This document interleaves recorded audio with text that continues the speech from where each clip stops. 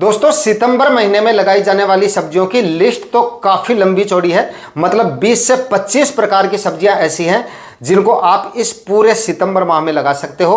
और ये सभी सब्जियां हालांकि आपको अच्छे मंडी भाव भी देके जा सकती हैं, अच्छा उत्पादन भी आपको देखे जा सकते हैं और अच्छा प्रॉफिट भी ये सारी सब्जियां आपको देके जा सकती हैं। लेकिन इस माह में अगर आप सब्जियां लगाना चाहते हो तो आपको इस माह में सब्जियों का सिलेक्शन काफ़ी ज़्यादा सोच समझकर और पूरी प्लानिंग के हिसाब से करना होगा। अगर आप प्लानिंग करके और सब्जियों का सिलेक्शन नहीं करेंगे तो आगे चलकर आपको पछतावा भी हो सकता है, क्योंकि अब से लगभग 2-2.5 महीने बाद में अगेती सब्जियां लगाने का सीजन भी शुरू होने वाला है। और उस माह में लगाई जाने वाली सभी प्रकार की सब्जियों से इस माह में लगाई गई सब्जियों से कहीं ज़्यादा उत्पादन अच्छा मिलता है, कहीं ज़्यादा मंडी भाव अच्छे मिलते हैं और कहीं ज़्यादा प्रॉफिट अच्छा मिलता है। यानी कि अब आप जो सब्जियां लगाओगे उनसे ज़्यादा 1.5 से 2 गुना तक आपको उत्पादन और मंडी भाव मिल सकते हैं अगेती सब्जियों से। इस वजह से अब आपको सब्जियों का सिलेक्शन काफ़ी ज़्यादा सोच समझ के करना होगा। और इस मामले में इस बार काफ़ी किसान भाई कंफ्यूजन में भी हैं। इन दिनों मेरे काफ़ी किसान भाइयों के इंस्टाग्राम पे कमेंट के जरिए या फिर व्हाट्सएप वगैरह पे काफ़ी ज़्यादा मैसेज वगैरह आ रहे हैं कि बरसात ज़्यादा होने की वजह से जो प्लानिंग कर रखी थी किसान भाइयों ने वो कहीं ना कहीं फेल हो गई। यानी कि जिन सब्जियों की बुआई आज से लगभग 10-15 दिन पहले हो जानी चाहिए थी वो बुआई उनकी नहीं हो पाई। और अब वो ये सोच रहे हैं कि अब उनको कौन सी सब्जियां लगानी चाहिए, और सोचना लाजमी भी है क्योंकि 2-2.5 महीने बाद में हमें अगेती सब्जियां भी लगानी है। तो अब अगर आप जो सब्जियां लगा रहे हो उनका चुनाव आपको काफ़ी ज़्यादा सोच समझ के करना होगा। या तो ऐसी सब्जियां आपको उठानी पड़ेंगी जो कम अवधि की फसलें हों, या ऐसी फसलें उठानी पड़ेंगी जो लंबी अवधि की हो और सर्दियों में भी अच्छी चल जाएं। लेकिन लंबी अवधि वाली सब्जियों का चुनाव उन्हीं का करना है जो अच्छा उत्पादन भी दे जाएं और अच्छे मंडी भाव भी दे जाएं। तो पूरे कंफ्यूजन आज के इस वीडियो में आपके दूर होने वाले हैं। कौन कौन सी सब्जियों का चुनाव आपको इस सितंबर माह में करना है जिनसे आपकी अगेती सब्जियों में भी कोई ज्यादा प्रभाव ना पड़े, अगेती सब्जियों की खेती भी हो जाए, थोड़े ही समय में वो आपको जबरदस्त उत्पादन भी दे जाए और जबरदस्त मुनाफा भी दे जाए। और लंबी अवधि वाली सब्जियां लगा रहे हैं तो कौन कौन सी सब्जियों का आपको चुनाव करना चाहिए। कहने का मतलब है सितंबर माह में लगाई जाने वाली 10 आपको ऐसी सब्जियां बताऊंगा जिनकी खेती आप अब बेफिक्र होकर इस सितंबर माह में कर सकते हो और उन सभी सब्जियों से जबरदस्त मुनाफा ले सकते हो। सभी सब्जियों के बारे में डिटेल से बात करेंगे, इसलिए इस वीडियो पे लास्ट तक आपको बने रहना है। और वीडियो अगर आपके लिए इंफॉर्मेटिव रहे तो वीडियो को लाइक शेयर करके और चैनल को सब्सक्राइब जरूर कर दीजिएगा ताकि खेतीबाड़ी से रिलेटेड वीडियोस सही समय पर सही जानकारियों के साथ आपको मिलते रहें। नमस्कार दोस्तों, मेरा नाम है सुरेश और आप देख रहे हैं खेत किसान झुंझुनू। तो दोस्तों, सितंबर माह में लगाई जाने वाली सब्जियों में से सबसे बेस्ट जो सब्जी फसल है ना, उत्पादन के लिहाज से, मंडी भाव के लिहाज से और खर्चे के लिहाज से, वो है मटर की खेती। इस माह में आप मटर की बुआई कर सकते हैं। सबसे अच्छे आपको इसके मंडी भाव मिल जाएंगे। 40 रुपए से लेकर 50, 60, 70 रुपए तक के आपको इसके मंडी भाव मिल जाते हैं, क्योंकि सितंबर के मध्य तक या सितंबर के आखिरी सप्ताह तक आप इसकी बुआई कर देते हैं तो काफ़ी ज़बरदस्त उत्पादन मिल जाता है आपको और काफ़ी ज़बरदस्त मंडी भाव मिल जाएंगे। काफ़ी अगेती होगी आपकी फसल। यानी कि सितंबर के आखिरी सप्ताह तक भी अगर आप इसकी बुआई करेंगे तो भी आपकी फसल काफ़ी अगेती होगी और काफ़ी ज़ोरदार मंडी भाव मिल जाएंगे अगेती फसल होने की वजह से। बुआई काफ़ी सोच समझ के आपको करनी है। सितंबर में बुआई कर रहे हैं तो सितंबर के आखिरी सप्ताह तक बुआई करने की सोचें और ध्यान रखें कि 30 डिग्री के आसपास ही टेम्परेचर हो। 30 डिग्री से ऊपर अगर टेम्परेचर है तो उस समय आपको बुआई नहीं करनी है, थोड़ा और इंतजार कर लेना है। ये देखकर आपको इसका सिलेक्शन करना है। बाकी मंडी भाव काफ़ी ज़बरदस्त मिल जाएंगे और उत्पादन भी जोरदार मिल जाएगा। हर किसान भाई इसकी खेती कर सकता है, इसलिए मैंने इसको 1 नंबर पे रखा है। गरीब किसान भी आसानी से कर सकते हैं क्योंकि खर्चा इसमें कोई ज़्यादा नहीं है। नए किसान भाई भी आसानी से इसको कर सकते हैं क्योंकि इसमें कोई ज़्यादा एफर्ट आपको नहीं लगाने पड़ेंगे, कोई ज़्यादा रोग बीमारियां आपको देखने को नहीं मिलेंगी, कोई ज़्यादा खाद उर्वरक फर्टिगेशन वगैरह आपको नहीं लेने पड़ेंगे। इस वजह से मतलब जो किसान भाई जिनको परंपरागत खेती करने की आदत है, इस तरह की सब्जियाँ उन्होंने आज तक नहीं उगाई है, तो वो मटर की खेती से शुरुआत कर सकते हैं और अच्छी कमाई इससे कर सकते हैं। खर्चा भी बिल्कुल कम है। 1 एकड़ में अगर आप मटर लगा रहे हो तो 8 से 10,000 रुपए, 10,000 रुपए में आपकी मटर की खेती हो जाती है। तो कम खर्चे में और ज्यादा मुनाफे वाली फसल भी आप इसको कह सकते हो क्योंकि मंडी भाव और उत्पादन दोनों ही आपको जोरदार मिल जाएंगे। ध्यान रखिए, मटर एक लंबी अवधि वाली फसल है। ये आप मानिए कि अगर आप अक्टूबर के पहले सप्ताह में या सितंबर के आखिरी सप्ताह में बुआई कर रहे हैं तो ये दिमाग में रख के चलें कि फरवरी तक आपका प्लॉट खाली होगा और फरवरी में आप उनमें दूसरी फसल लगा पाएंगे। फरवरी में भी सब्जियां लगाई जाती हैं और फरवरी में लगाई गई सब्जियों से भी आजकल अच्छे मंडी भाव मिलते हैं। तो फरवरी में आप जो है मटर की जगह दूसरी फसल आप लगा सकते हो। उसके बाद में दोस्तों अगली जो फसल है, फिलहाल जो बता रहा हूं वो थोड़ी लंबी अवधि वाली फसलें बता रहा हूं ताकि उस हिसाब से आप सब्जियों का सिलेक्शन करें। गाजर की खेती का इस समय पे आप चुनाव कर सकते हो और गाजर की फसल से भी जोरदार कमाई की जा सकती है। गाजर की बुआई आप अभी कर सकते हो, मतलब कि अगस्त के आखिरी सप्ताह में भी कर लेंगे तो भी सही है, और सितंबर के पहले सप्ताह तक या सितंबर के मध्य तक भी करेंगे तो भी भाई जबरदस्त मंडी भाव आपको मिल जाएंगे और इसमें भी काफी ज्यादा आपका मुनाफा निकल आएगा। यानी कि उत्पादन, मंडी भाव, रखरखाव और खर्चे के लिहाज से गाजर को भी आप मटर वाली कैटेगरी में ले सकते हो, क्योंकि इसमें भी लगाने का खर्चा बाकी सब्जियों से कम है। मंडी भाव भी काफी जबरदस्त मिल जाएंगे, काफी ज्यादा अगेती होने की वजह से उत्पादन भी आपको काफी शानदार मिल जाएगा और इसमें भी आपका खर्चा जो है वो काफी कम है। इसका भी खर्चा 8-10 हज़ार से ऊपर नहीं जाएगा अगर आप 1 एकड़ में गाजर लगा रहे हैं। तो गाजर की खेती करके भी किसान भाई अच्छा प्रॉफिट ले सकते हैं। गाजर की अच्छी वैरायटियां भी चलो मैं आपको बता देता हूं। इसके लिए आप सनग्रो कंपनी की रेड कैरोट नाम से एक वैरायटी आएगी, उसका आप सिलेक्शन कर लीजिए, और मटर के लिए एडवांटा वैरायटी का आप सिलेक्शन कर लीजिए। ये वैरायटी आप ले लीजिए और इन दोनों सब्जियों को आप इस समय पे लगा सकते हैं। गाजर भी लंबी अवधि की फसल है, इसमें भी आपको जो है थोड़ा समय लगेगा, लेकिन आप इसमें भी जैसे आपका प्लॉट खाली होता है दूसरी सब्जी आप जल्दी से लगा सकोगे, मतलब ज़्यादा दिनों तक आपको इंतजार नहीं करना पड़ेगा। जैसे ही आपका प्लॉट खाली होता है थोड़ा सा 2-4 दिन रख के और कल्टीवेशन वगैरह करके दूसरी सब्जियों की आप वहाँ पे बुआई कर सकते हो और दूसरी फसल से भी अच्छे मंडी भाव उस समय पे लगा के लिए जा सकते हैं। दोस्तों इसके बाद में तीसरे नंबर की जो फसल है वो है छप्पन कद्दू की खेती, यानी कि छप्पन टिंडे की खेती भी आप इस समय पे कर सकते हो और शुरुआत अभी हो रही है इस सीजन की, मतलब कि सितंबर माह से इसको लगाया जाता है और सितंबर माह में आपकी छप्पन टिंडे की फसल है वो सबसे अगेती होगी। इस वजह से मंडी भाव काफी जबरदस्त आपको मिल जाएंगे छप्पन टिंडे से, उत्पादन भी काफी जोरदार मिल जाएगा, यानी कि प्रॉफिट जो है काफी जोरदार आपको देके जा सकता है। और आगे जो आप फसलें लगाओगे उनमें भी कोई टेंशन नहीं है, मतलब कि आप ये मानिए कि अब अगर आप 15 सितंबर तक छप्पन टिंडे की बुआई कर देते हैं, 15 सितंबर तक आसानी से आप इसको लगा सकते हैं। थोड़ी सी सावधानियां रखनी है वो मैं आपको बता दूंगा। तो 15 सितंबर तक भी आप इसकी बुआई कर देंगे तो आप ये मानिए कि दिसंबर के आखिरी सप्ताह तक आपकी दूसरी फसलों की बुआई हो जाएगी, यानी कि जो अगेती सब्जियां आप लगाएंगे उनकी बुआई दिसंबर के आखिरी सप्ताह तक आप कर लेंगे।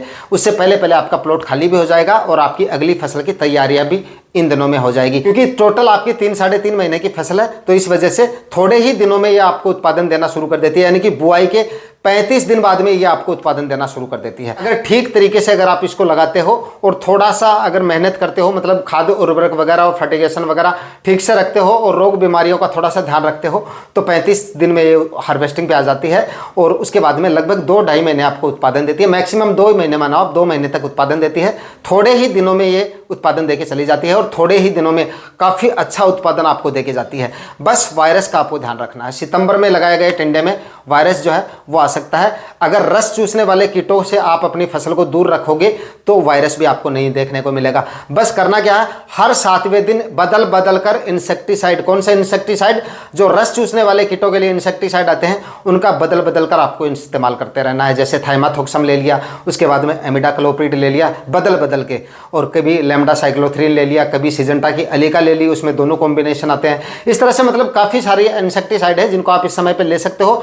बस बदल बदल के करते रहना है। जैसे जैसे फसल बड़ी होती है वैसे वैसे टेक्निकल थोड़ा हाई लेना है और जब शुरुआत में करते हो तो हल्के इंसेक्टिसाइड यानी कि एमिडाक्लोप्रिड 17.8% से आप शुरुआत कर सकते हो। उसके बाद में थाइमाथोक्सम अगले स्प्रे में 25% में ले सकते हो। उसके बाद में थाइमाथोक्सम जो 30% में आता है वो ले लीजिए। उसके बाद में एमिडाक्लोप्रिड जो 70% में आता है वो ले लीजिए। उसके बाद में आप एलिका ले लीजिए जिसमें आपका थाइमाथोक्सम और लैम्डा साइक्लोथ्रिन आता है वो ले लीजिए। ये स्प्रे अगर आप हर 7वें-8वें दिन निकालते रहेंगे तो डेफिनेटली आपकी फसल में वायरस का अटैक नहीं होगा, रस चूसने वाले कीटों का भी अटैक नहीं होगा, और रस चूसने वाले कीट नहीं आएंगे तो वायरस भी आपकी फसल में नहीं आएगा। मतलब एकदम हेल्दी और स्वस्थ रहेगी आपकी फसल।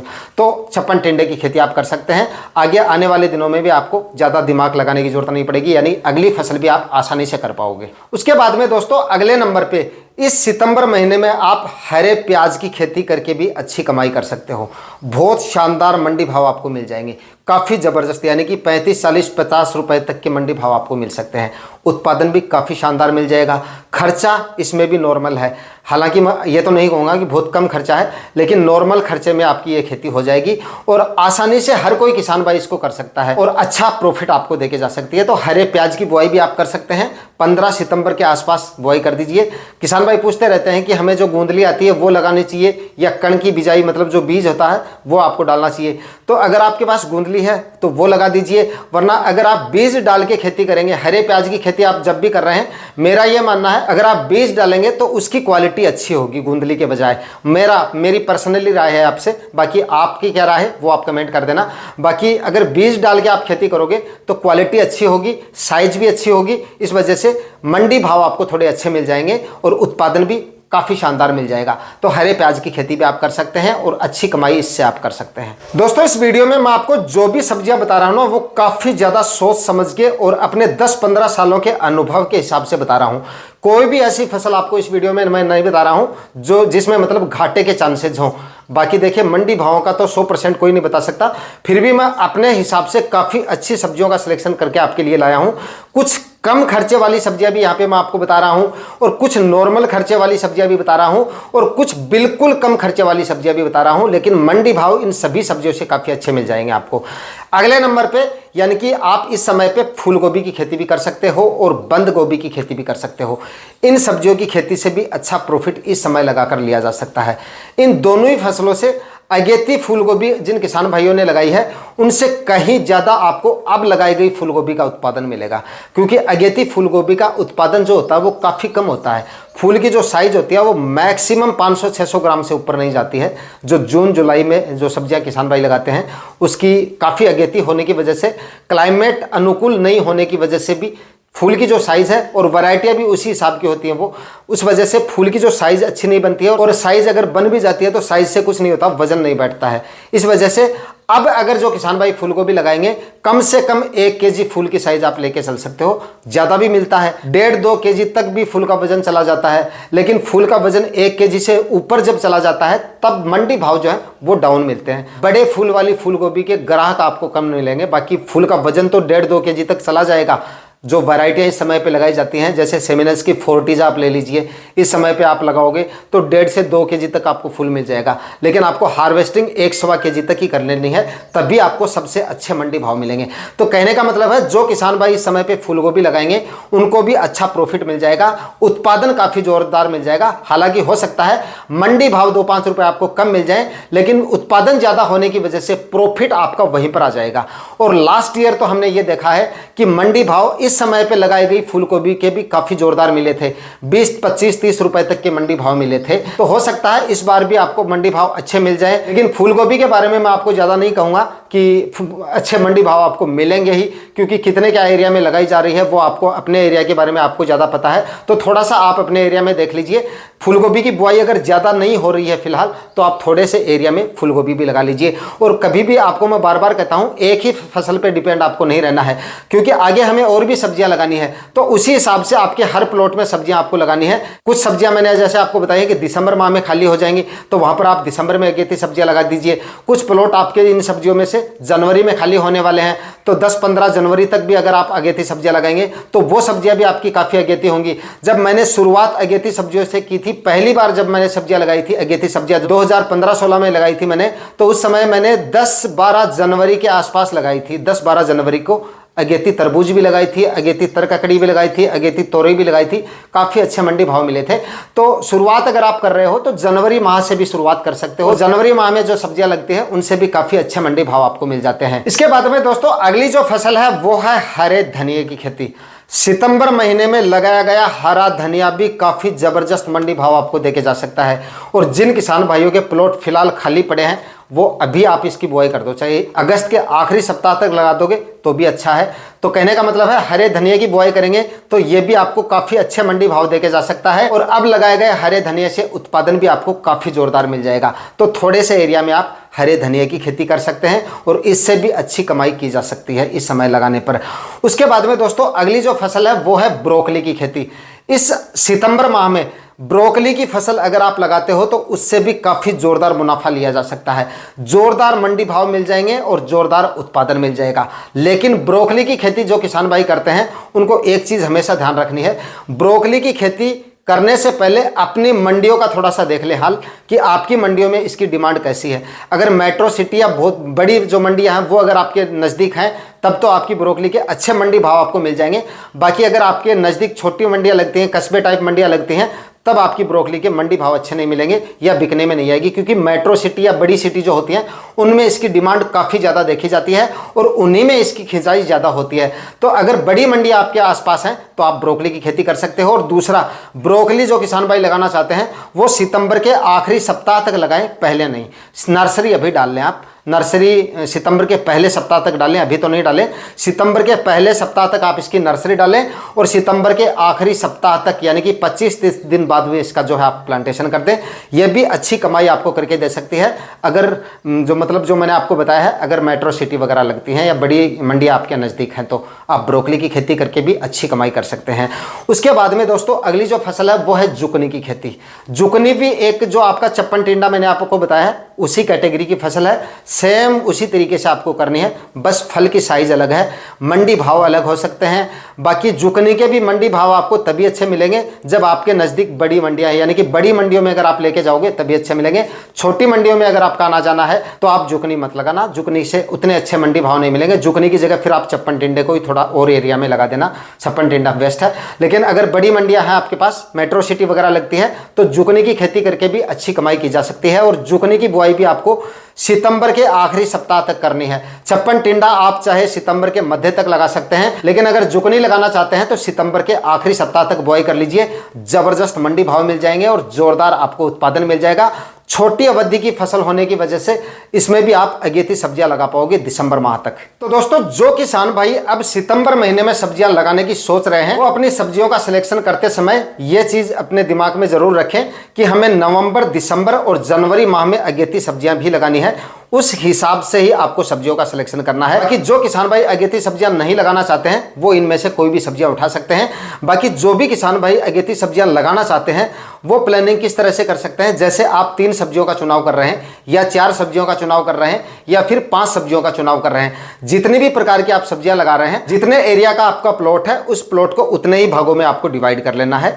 उसमें से एक हिस्से में तो आपको नवंबर के हिसाब से सब्जियों का सिलेक्शन करना है, यानी कि नवंबर 15-20 नवंबर तक आपका जो प्लॉट है वो खाली हो जाना चाहिए। उसके बाद में 1-2 फसलें आपको ऐसी लेनी है जो आपकी दिसंबर तक यानी कि दिसंबर के मध्य तक खाली हो जाए आपका प्लॉट तो भी ठीक है। और उसके बाद में दिसंबर के आखिरी सप्ताह तक भी कुछ सब्जियां खाली हो जाएंगी या कुछ प्लॉट खाली हो जाएगा तो भी सही रहेगा, क्योंकि जनवरी के पहले या मध्य तक भी हम अगेती सब्जियां लगा सकते हैं और अच्छी कमाई उनसे कर सकते हैं। क्योंकि अगेती सब्जियों में कमाई जो है वो काफ़ी ज़्यादा है, क्योंकि वो जो सीज़न होता है ना वो सब्जियों के काफ़ी ज़्यादा अनुकूल होता है, क्लाइमेट भी काफ़ी ज़्यादा अनुकूल होता है। फरवरी माह में आपने देखा होगा कि फल फूल भी काफ़ी शानदार तरीके से मिलते हैं, सब्जियों का फुटाव भी काफ़ी शानदार तरीके होता है और ग्रो भी काफ़ी शानदार तरीके से होती है उस माह में सब्जियां, और मंडी भाव भी काफ़ी ज़बरदस्त मिल जाता है। मतलब कि फरवरी के मध्य या लास्ट तक वो सब्जियां उत्पादन देना शुरू कर देती है, इस वजह से काफ़ी ज़बरदस्त मंडी भाव भी उस समय पर मिल जाते हैं। अब दोस्तों जो किसान भाई नवंबर माह में अगेती सब्जियां लगाना चाहते हैं, मतलब कि क्रॉप कवर के अंदर नवंबर में सब्जियां लगाने की सोच रहे हैं, उनको क्या करना है। तो देखिए मैंने आपको बताया था कि आपके पास जो भी प्लॉट है, चाहे कितने भी एकड़ का हो, चाहे 1 एकड़ का हो, चाहे 2 एकड़ का हो, आपको उसको उतने ही भागों में डिवाइड करना है जितनी प्रकार की सब्जियां आप आगे लगाना चाहते हो या आप लगा रहे हो। उसके बाद में उन सब्जियों के एक हिस्से को आपको अभी से खाली रख लेना है और उस प्लॉट में तो आपको नवंबर माह में सब्जियां लगा देनी है। बाकी जैसे जैसे इस समय पे आप छोटी अवधि वाली सब्जियां लगाएं, वो जैसे जैसे खाली हो वैसे वैसे आप सब्जियों की बुआई कर सकते हैं। बाकी नवंबर में जिस प्लॉट में आप सब्जियां लगाना चाहते हो उस प्लॉट को आपको खाली रखना है।